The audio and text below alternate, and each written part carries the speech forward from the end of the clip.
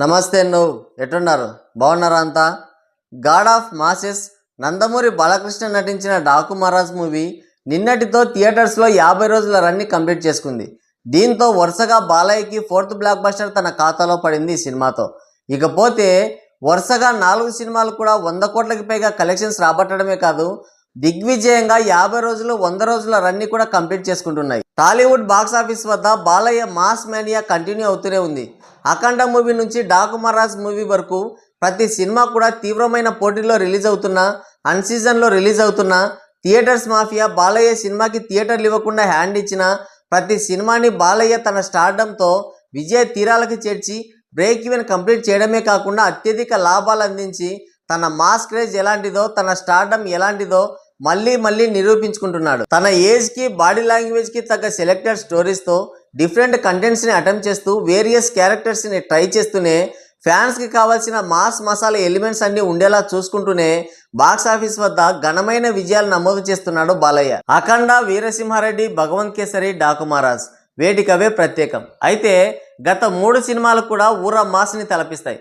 కానీ వాటికి భిన్నంగా చాలా స్టైలిష్గా డాకు మహారాజ్ సినిమాలో కనిపించాడు బాలయ్య.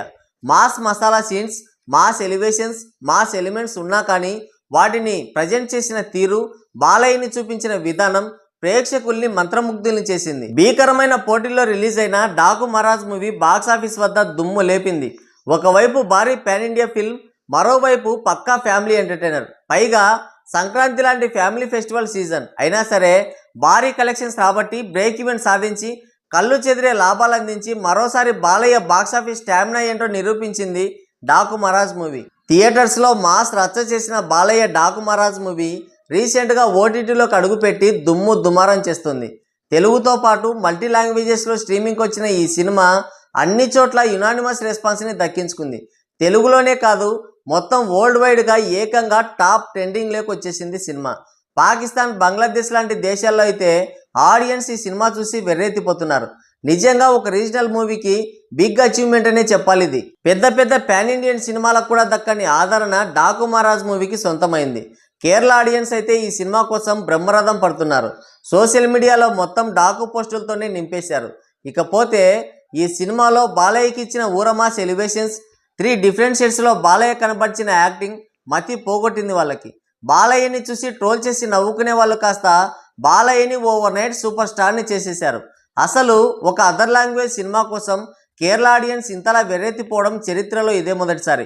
అసలు ఈ సినిమాకి ఇలా ఉంటే ఇక భగవంత్ కేసరి, వీరసింహారెడ్డి, అఖండ, ఇక రాబోయే పాన్ ఇండియా ఫిలిం అఖండ 2 చూస్తే మమ్ముట్టి, మోహన్ లాల్ పరిస్థితి ఏంటో మరి. పాన్ ఇండియా ఫిలిం చేయకపోయినా పాన్ ఇండియన్ లెవెల్ విధ్వంసం చేశాడు బాలయ్య. రాబోయే అఖండ 2 సినిమా కోసం పూలబాటలు వేసింది డాకు మహారాజ్ మూవీ. ఓటీటీలో డాకు మహారాజ్ విధ్వంసం కొనసాగుతున్నప్పటికీ రీసెంట్గా నిన్ననే 50 రోజుల రన్ని కంప్లీట్ చేసుకుంది థియేటర్స్లో. విజయవాడ, కడప, హిందూపూర్, ఆదోని, గుంతకల్, చిలకలూరుపేట, తెనాలి, ఒంగోలు, అమలాపురం, బెంగళూరు ఇలా 10 సెంటర్స్లో డాకు మహారాజ్ మూవీ దిగ్విజయంగా 50 రోజుల రన్ని కంప్లీట్ చేసుకుంది. మొన్న నిర్మాత నాగవంశీ ఒక మాట చెప్పాడు ఇంటర్వ్యూలో. ఏంటంటే డాకు మహారాజ్కి 120 నుంచి 130 కోట్ల షేర్ ఎక్స్పెక్ట్ చేశాం. కాకపోతే ఫ్యామిలీ ఎంటర్టైనర్ సంక్రాంతికి వస్తున్నాం సినిమా తీవ్రంగా దెబ్బ కొట్టింది, లేదంటే డాకు మహారాజ్ మూవీ ప్రభంజనం నెక్స్ట్ లెవెల్లో ఉండేది అన్నాడు. అయితే ఇక్కడైనా ఒక చిన్న లాజిక్ మిస్ అయ్యాడు. ఏంటంటే డాకు మహారాజ్ సినిమాని దెబ్బ కొట్టింది సంక్రాంతికి వస్తున్నాం సినిమా కాదు, నిర్మాత నాగవంశే. సినిమాకి సరైన ప్రమోషన్లు చేయకుండా, సినిమాని ఎక్కువ మంది ఆడియన్స్కి రీచ్ కాకుండా చేసి, సినిమాకి థియేటర్లు ఇవ్వకుండా చేసి 120, 130 కోట్ల షేర్ అంటే ఎలా వస్తుంది? 100కి 30కి మూవీ టీం అలసత్వమే ఈ సినిమా హిట్ రేంజ్ని ఒక స్థాయికే పరిమితం చేసిందన్నది వాస్తవం. మరి డాకు మహారాజ్ మూవీ రీసెంట్గా థియేటర్స్లో 50 రోజుల రన్ని కంప్లీట్ చేసుకోవడం గురించి మీరేమనుకుంటున్నారో కింద కామెంట్ చేయండి.